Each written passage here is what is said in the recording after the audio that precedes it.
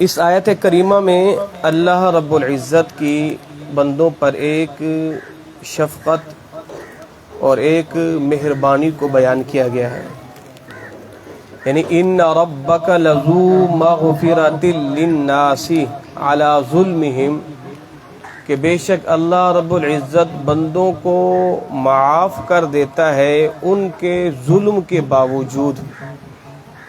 تو یہ بھی رب کی ایک معافی ہی ہے۔ اور پھر فرمایا وَإِنَّ رَبَّكَ لَشَدِيدُ الْعِقَابِ، یاد رکھنا تمہارا رب سخت عذاب دینے پر بھی قادر ہے۔ اس آیت کریمہ میں ایک تو اللہ کی طرف سے امید کا ذکر ہے اور ایک اللہ کی طرف سے خوف کا ذکر ہے۔ امید اور خوف یہ ہر مومن کے لیے ہونا ضروری ہے۔ اگر کوئی بندہ صرف دنیا میں بے خوف ہو جائے تو قیامت میں سب سے زیادہ خوف میں مبتلا ہوگا، اور کوئی بندہ اگر دنیا میں آ کر خوف میں مبتلا رہے اللہ کے، تو قیامت کے دن وہ امن میں رہے گا۔ ایک صحابی کا آخری وقت تھا، سرکار مدینہ تشریف لائے تو حضور نے فرمایا اے میرے غلام بتا تو اپنے آپ کو کس حال میں پاتا ہے، یعنی اب تیری کیفیت کیا ہے، جو آخری لمحہ ہے اس حال میں اپنے آپ کو تو کیسا پاتا ہے؟ اب وہ صحابی کہتا ہے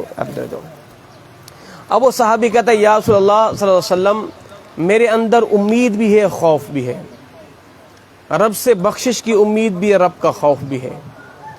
تو حضور نے فرمایا میرے غلام تو رب سے ایک چیز رکھ اور وہ ہے امید، تو رب سے امید رکھ، رب تیرے ساتھ معاملہ اچھا فرمائے گا۔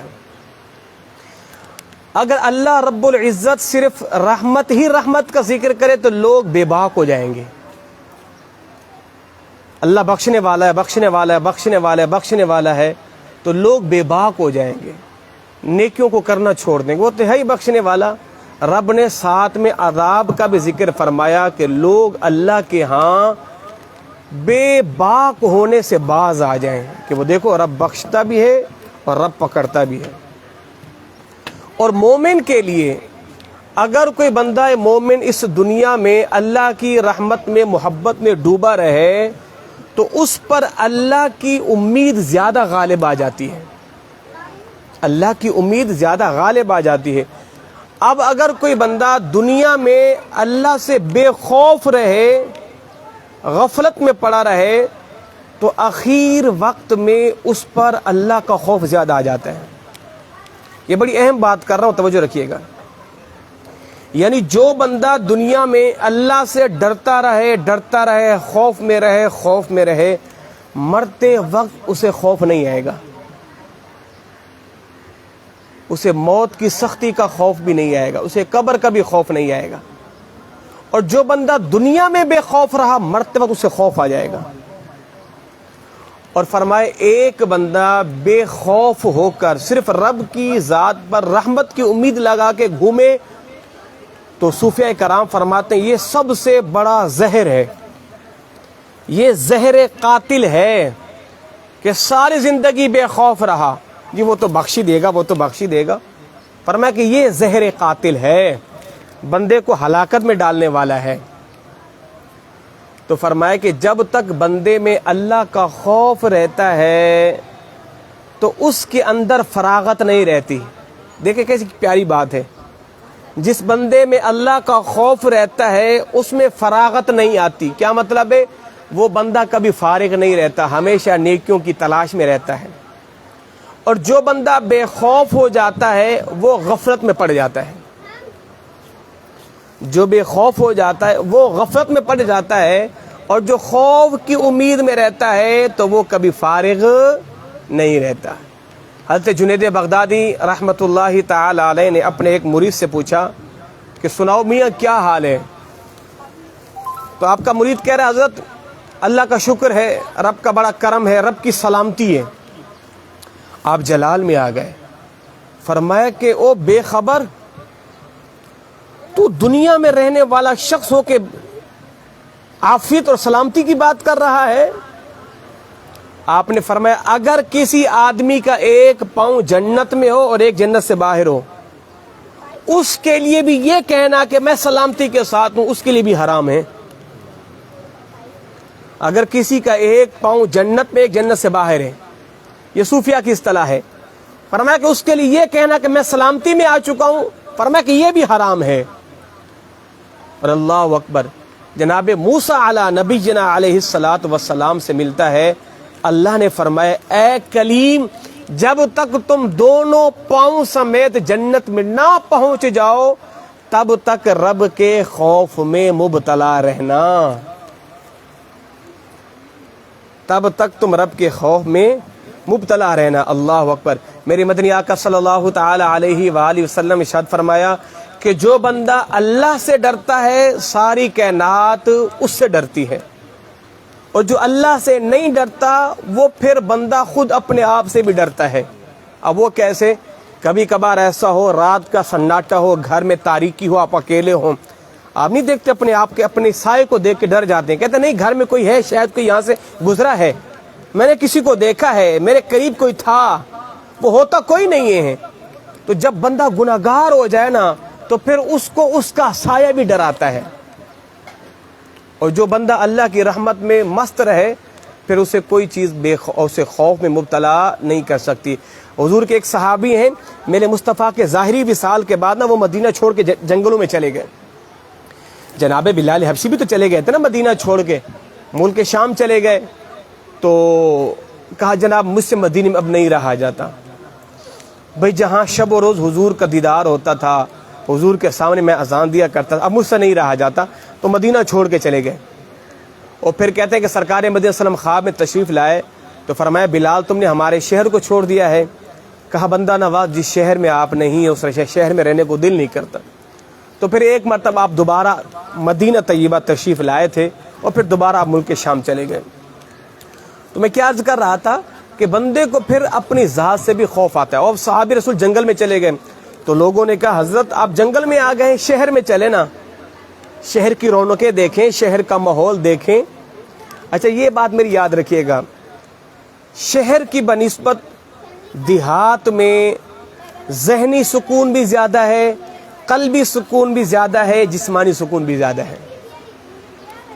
دیہاتوں کے اندر جو ہے ذہنی قلبی جسمانی سکون زیادہ ہے، اور دیہات کے رہنے والے شہر کے رہنے والوں سے ڈپریشن کا شکار بہت کم ہی ہوتے ہیں، بلکہ نہ ہونے کے برابر ہوتے ہیں، کیونکہ دیہات کی جو آب و ہوا اور پھر وہاں کا ماحول، کھلی ہوائیں، کھلی فضائیں، اللہ اکبر۔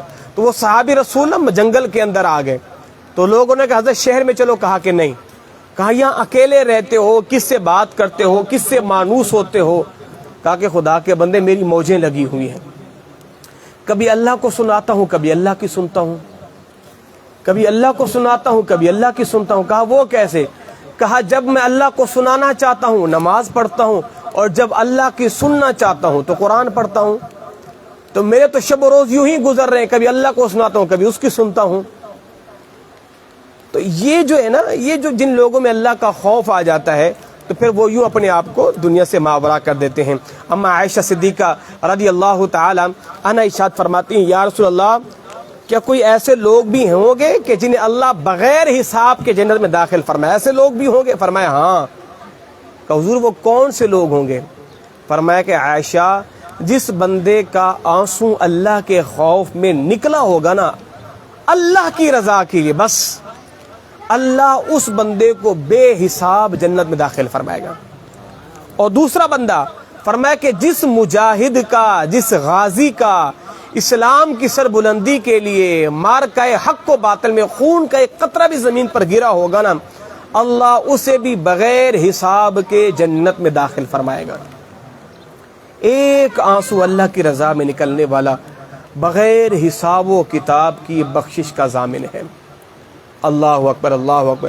تو صوفیاء کرام فرماتے ہیں کہ دیکھیں جب کہیں پر بارش پڑتی ہے نا تو وہاں سبزہ اگتا ہے، اور بارش کے اندر جتنی جو ہے وہ آب و تاب ہوتی ہے سبزہ اتنا زیادہ، اتنا جلدی، اتنا ہرا بھرا اگتا ہے۔ اسی طرح جس بندے کے آنسو زیادہ گرتے ہیں اس کے من کی دنیا میں اتنا زیادہ اجالا آتا ہے. جتنے آنسو زیادہ گرتے اندر اتنی ہریالی آتی ہے, اندر اتنا نکھار آتا ہے, اندر اتنی جو ہے وہ چہل پہل آتی ہے جتنے زیادہ آنسو گرتے ہیں. اور جس کے آنسو نہیں گرتے نا تو اندر کی زمین بنجر کی بنجر رہتی ہے, اس میں کبھی ہریالی نہیں آتی. اللہ اکبر. درود پڑھی اللہم صلی علی سیدنا و مولانا محمد مبارک وسلم صلی علیہ. آقا کریم صلی اللہ تعالی علیہ وآلہ وسلم کے صحابی ہیں حضرت انس رضی اللہ تعالی عنہ.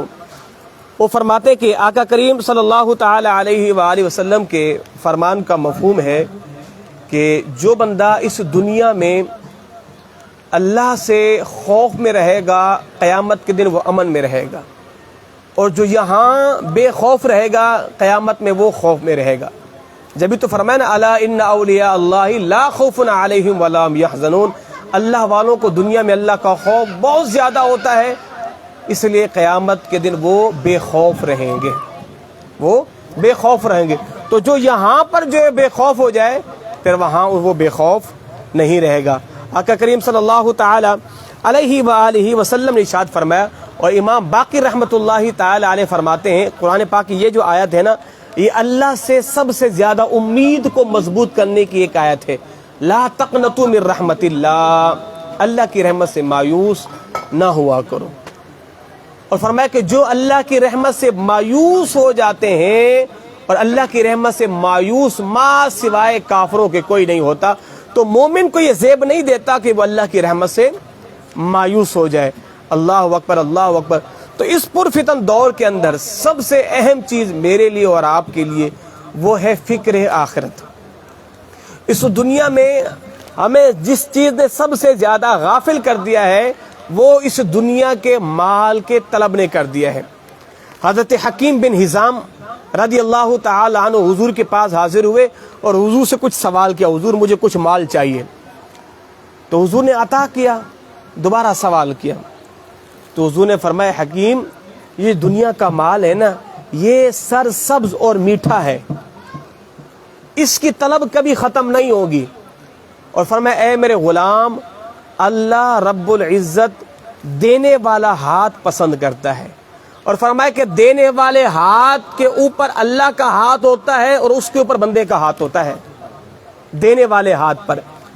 اور حضرت حکیم بن حزام فرماتے ہیں اس دن کے بعد تا دم حیات پھر میں نے کسی سے اپنی حاجت کا سوال نہیں کیا, اپنی حاجت کا سوال نہیں کیا. تو آقا کریم صلی اللہ علیہ وسلم نے فرمایا کہ اے میرے غلام دنیا میٹھی ہے, دنیا سرسبز ہے, جتنی یہ مٹھاس آپ کو لگتی جائے گی اتنی آپ کے اندر دنیا کی محبت رچتی بستی جائے گی. اس لیے صوفیاء کرام فرماتے ہیں کشتی میں سفر کرو پانی کشتی کے اندر نہ آئے, اگر پانی کشتی میں آ گیا تو کشتی بھی ڈوبے گی, آپ بھی ہلاک ہو جاؤ گے. تو دنیا میں یوں ہی رہو کہ دنیا کی محبت آپ کے دل میں نہ آئے. اگر دنیا کی محبت آپ کے دل میں آ گئی تو پھر آپ کی آخرت بھی برباد ہو جائے گی, نام اعمال بھی ہاتھ میں نہیں آئے گی. بس یوں ہی رہو دنیا کے اندر, دنیا کا گزر بسر مال و متاع اپنے حیات پر لگاتے رہو, نہ کہ اس مال کی محبت آپ کے دل میں بیٹھ جائے. اگر دنیاوی مال کی محبت آپ کے دل میں بیٹھ گئی تو یہ سب سے بڑی ہلاکت ہے, یہ سب سے بڑی ہلاکت ہے. تو میرے بھائیو یہ چند ایک باتیں تھیں, اللہ اسے میرے لیے اور آپ کے لیے جو ہے وہ ہدایت کا سبب بنائے. اللہ جو ہے ہم سبوں کو نماز پنجگانہ بجماعت پڑھنے کی توفیق عطا فرمائے. آج جو ہے نماز مغرب کے بعد یوم عثمان غنی رضی اللہ تعالی عنہ ہے. اسی حوالے سے حضرت عثمان غنی رضی اللہ تعالی عنہ آپ کے اندر خوف خدا کتنا تھا, آپ نے ایک مرتبہ اپنے غلام کا کان پکڑ کے کھینچ لیا تھا, کان پکڑ کے کھینچ لیا تھا.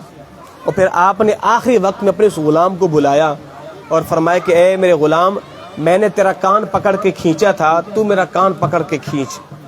امیر المؤمنین فرمایا کہ میرا کان پکڑ کے کھینچ. کہ حضرت میں یہ نہیں کہہ سکتا. فرمایا کہ نہیں یہ میرا حکم ہے, میرا کان پکڑ کے کھینچ. تو اس نے امیر المؤمنین عثمان بن عفان کا کان پکڑ کے کھینچا. فرمایا کہ اور زور سے, میں نے بھی زور سے کھینچا تھا, اس نے اور زور سے کھینچا. کھینچنے کے بعد فرمایا کہ شکر ہے اللہ نے دنیا کے اندر یہ حساب رکھا ہے کہ جس کو لین دین کرنی ہے، جس سے بدلہ لینا ہے، وہ دنیا میں کر لو، آخرت میں، تاکہ تمہارا اس معاملے سے نجات ہو جائے۔ فرمایا کہ دیکھ میرے غلام، میں نے تیرا کان کھینچا تھا اور میں نے اپنا کان کھنچوا لیا ہے، بدلہ یہی ہو گیا ہے، حساب کتاب یہی برابر ہو گیا ہے، اب تو نے قیامت کے دن میری پکڑ نہیں فرمانی، تو نے قیامت کے دن میری پکڑ نہیں فرمانی۔